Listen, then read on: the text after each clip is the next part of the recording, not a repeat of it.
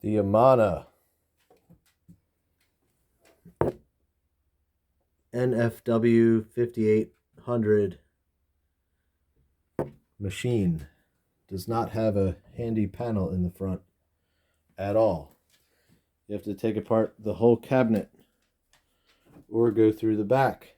Only 14 convenient oddball driver side Torx screws gets you to the front. You got to take the fucking hose off. But once you're in, there's no surprises. There's your pump towards the front.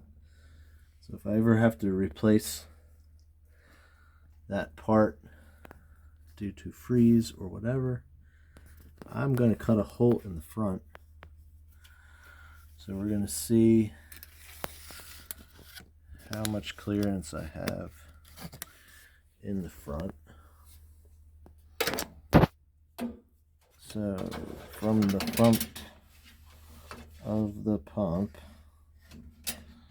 to the front, looks like we got good 6 inches.